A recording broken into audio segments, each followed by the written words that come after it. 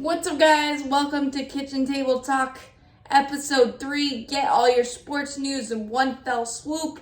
Unfortunately, today we're starting a little somber with two passings in the same NFL organization, the Baltimore Ravens.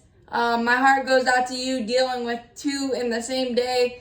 Tony Siragusa, NFL defensive tackle, was a key cog to the 2000 Ravens championship. Died at the age of 55, was a prominent fixture on the sidelines for Fox for 12 seasons after he retired in 2003. And all I remember about Tony on the sidelines was he was a ball of energy, ball of fun, and he was always really nice to the Panthers, even when we didn't deserve it. So rest in peace, Tony. Prayers up to your family, the Ravens organization, and everyone that knew you and loved you. You were a fixture. You were so much fun to listen to every Sunday. So rest in peace, bud. And unfortunately, the Ravens are dealing with another loss. As I said, Jalen Ferguson, a young linebacker, 26, played 3 seasons with the Ravens, played in 38 career games. So condolences to his family and friends and all that knew him and loved him. It's really, really rough when you get these notifications. Just makes your heart hurt, but prayers up to them during this very, very difficult time.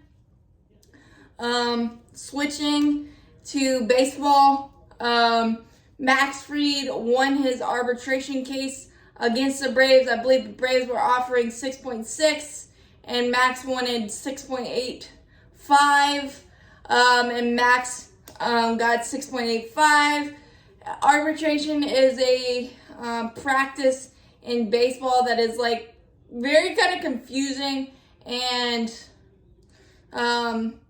outdated in my opinion, but it's just how things go, and the Braves don't really deal with that directly. They let the lawyers and those guys do that.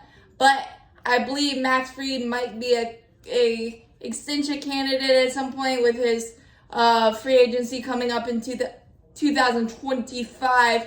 And Max Fried has been one of maybe top 5 left-handed pitchers in the game, top 3 maybe. So hopefully the Braves can get that done. Tyler Matzik has been rehabbing from shoulder inflammation, and he and Eddie Rosario, who is going to get a doctor's appointment to make sure his eye is recovering properly from the hole in his retina earlier this season, had the surgery. They are both on the cusp of returning or rehab assignments and returning to the Braves, who are on a hot streak in June, 16-3. So that is really important for us, my team. 2 very, very, very important pieces. Cookie Carrasco pitched for the Mets today, left with some sort of injury after getting Yordan Alvarez in the 5-3 loss to the Astros this afternoon. So we'll see what happens there. Manuel Margot, who I said yesterday, scary crash, got carted off in the Yankee game a couple of days ago, will be out for a while. They also placed outfielder Kevin Kiermaier on the IL, so that is very, very difficult news for the Tampa Bay Rays, who have been ravaged by injuries. I think now they are up to 24 IL stints for their team and roster this year, and the Rays are great at adapting, but sometimes you can't even adapt to that. But we'll see how that continues to play. Shohei Ohtani put on a show last night. 2 homers, 2 3-run jacks, and 8 RBIs, but lose in a ultimate slugfest to the Royals.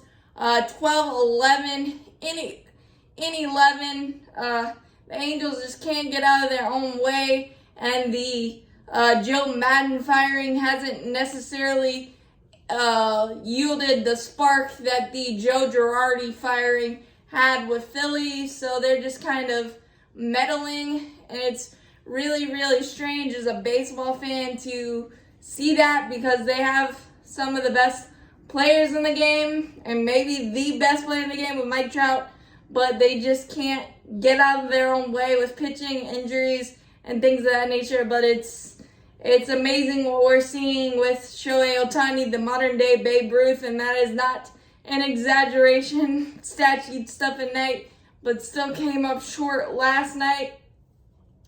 That's pretty much all I got for baseball. Golf has responded to losing 8 of their top 50 to the LIV Tour.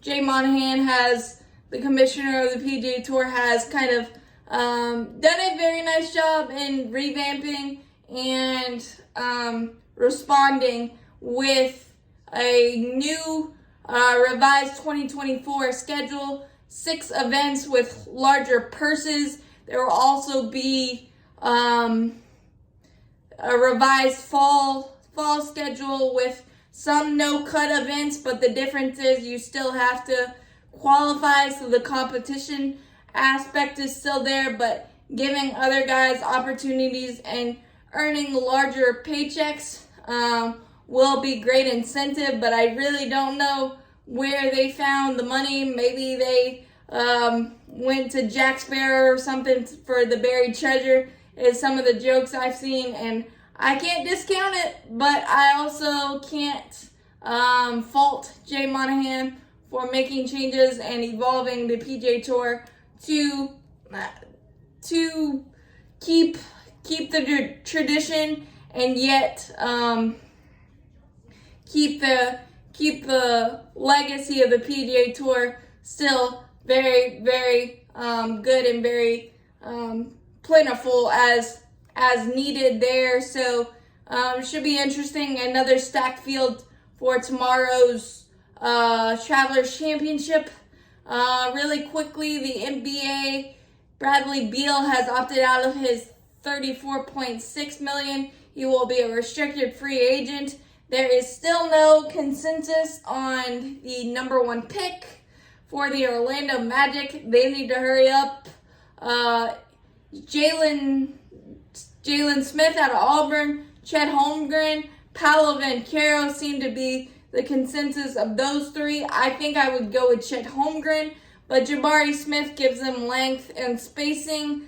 So there's a lot of pressure because the Orlando Magic have gotten the number 1 pick right. The Hornets still don't have a coach, but it has been rumored that we are trying to package Gordon Hayward and his lovely contract with the 13th or 15th overall pick, maybe with the Pacers. Who knows? I would not be opposed to that because I don't think losing Miles Bridges is a good thing, especially with not having a coach.